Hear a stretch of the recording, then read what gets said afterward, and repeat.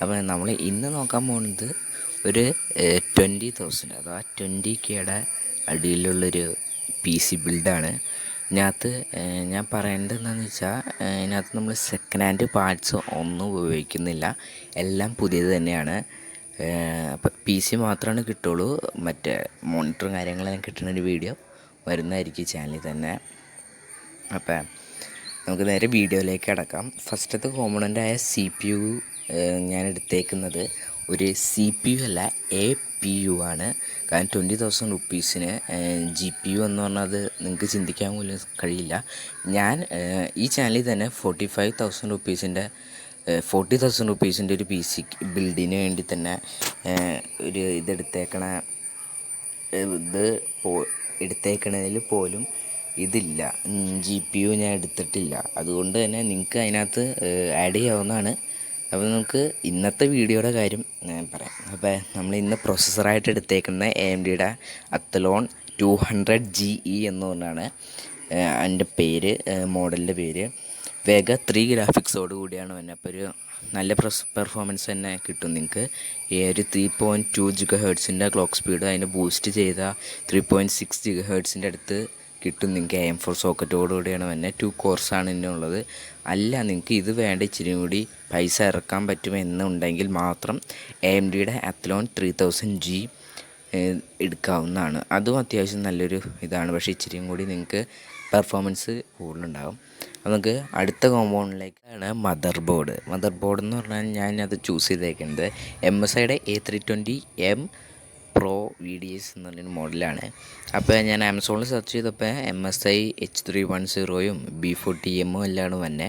അപ്പം നിങ്ങൾക്ക് ഈ പേര് കറക്റ്റായിട്ട് ഇതിൻ്റെ മോഡലും കാര്യങ്ങളെല്ലാം ഓർത്ത് വെച്ചിട്ട് നിങ്ങൾക്ക് നേരെ പോയി എടുക്കാവുന്നതാണ്. ഇപ്പം ഞാൻ ഇതിനകത്ത് സെർച്ച് ചെയ്തിട്ട് കറക്റ്റായിട്ട് കിട്ടുന്നില്ല, എന്താണെന്ന് എനിക്കറിയില്ല, കറക്റ്റായിട്ട് കിട്ടുന്നില്ല. ചിലപ്പോൾ ഞാൻ ലോഗിൻ ചെയ്യാത്ത തന്നെ ആയിരിക്കും.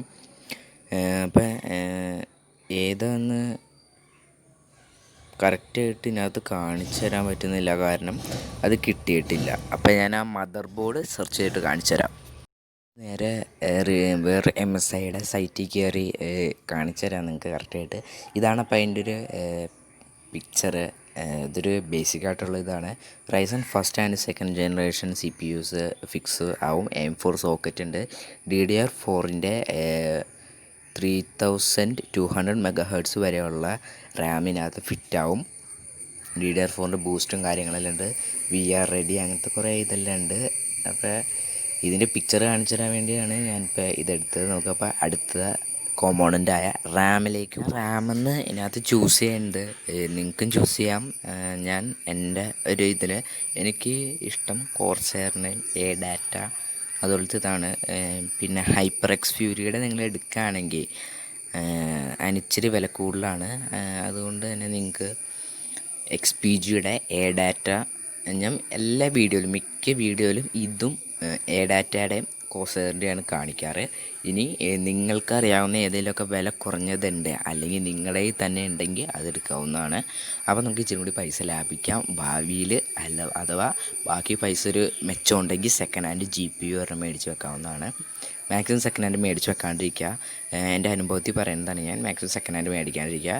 പുത്തൻ ഫസ്റ്റ് പുതിയതായിട്ടുള്ളവരും മേടിക്കാം. അപ്പോൾ നമ്മളിവിടെ എടുക്കുന്നത് ADATAയുടെ XPG 8GB 3000 MHz ഒരു 3200 റുപ്പീസിൻ്റെ അടുത്ത് വരും. ഈ വീഡിയോ ഉണ്ടാക്കി കഴിഞ്ഞ് നിങ്ങൾക്ക് അപ്പം തന്നെ നിങ്ങൾ കാണുമെന്നൊന്നുമില്ല, കുറേ നാൾ കഴിഞ്ഞിട്ടായിരിക്കും ചിലപ്പോൾ കാണണേ. അതുകൊണ്ട് തന്നെ ഇവിടെ വിലയ്ക്ക് ഏറ്റക്കുറച്ചിലുകളെല്ലാം ഉണ്ടാവും. അപ്പോൾ അത് എന്നെ അല്ല ചോദ്യം ചെയ്യേണ്ടത്. അപ്പോൾ നിങ്ങൾ ഓഫ്ലൈനിൽ പോയി ഇച്ചിരി കൂടി നല്ലൊരു ഇത് കിട്ടായിരിക്കും, നിങ്ങൾക്ക് നല്ലൊരു പ്രൈസിങ് കിട്ടായിരിക്കും. SSD അല്ല എടുത്തേക്കണേ, HDD ആണ്. അപ്പം ഞാൻ പറയേണ്ടത് നിങ്ങൾക്ക് ഇവിടെ ഒരു 3000 രൂപ ആണ് ഒരു HDDക്ക് എടുക്കണേ എങ്കിൽ നിങ്ങളൊരു 240 അഥവാ 120 GB ഒരു SSD വെക്കാവുന്നതാണ്. 120 GB കുറവായിരിക്കും നിങ്ങൾക്ക്, കാരണം നല്ല സ്പീഡ് കിട്ടും. അതുതന്നെയാണ് SSD എല്ലാവരും എടുക്കാൻ പറയണേ. നിങ്ങൾ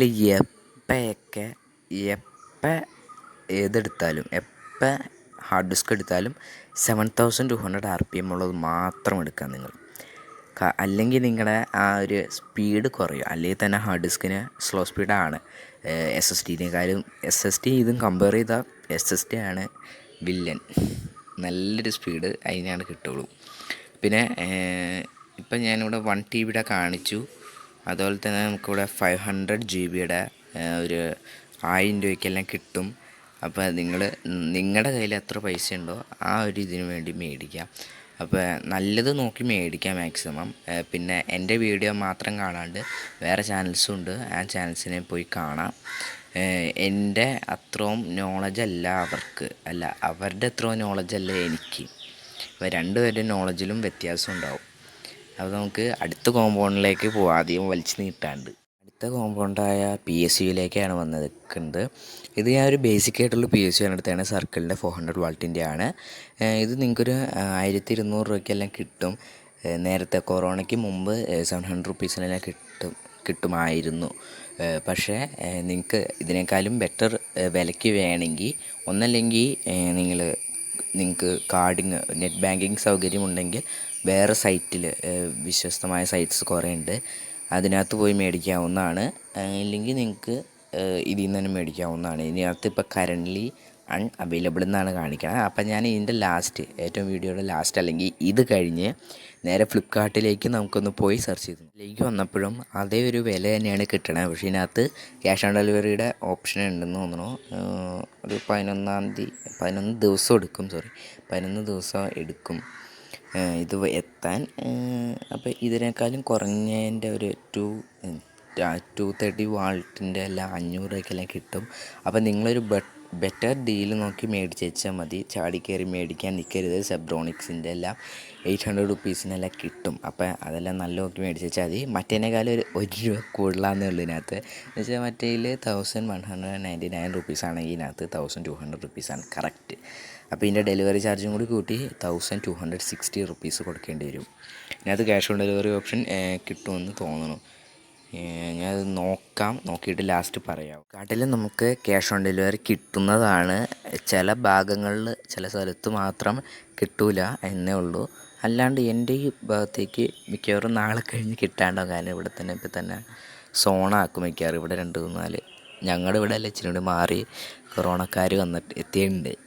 അപ്പോൾ ക്യാബിനറ്റ് ക്യാബിനറ്റിലേക്ക് കിടക്കുമ്പോൾ ചിപ്ട്രോണക്സ് എന്ന് പറഞ്ഞൊരു ക്യാബിനറ്റാണ് ഞാൻ എടുത്തേക്കണേ.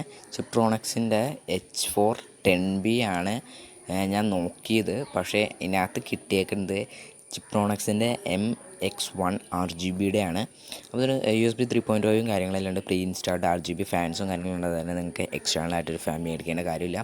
ഒരു 2500 റുപ്പീസിന് ഡെലിവറി ക്യാഷ് ഇതിനകത്ത് മിക്കവാറും ഓൺലൈനിലാണ് മേടിക്കാൻ സാധിക്കുകയുള്ളൂ. കാരണം ഇപ്പോൾ കോവിഡിൻ്റെ ഇതായത് കാരണമാണ് ഓൺലൈനിൽ മേടിക്കാൻ സാധിക്കുകയുള്ളൂ.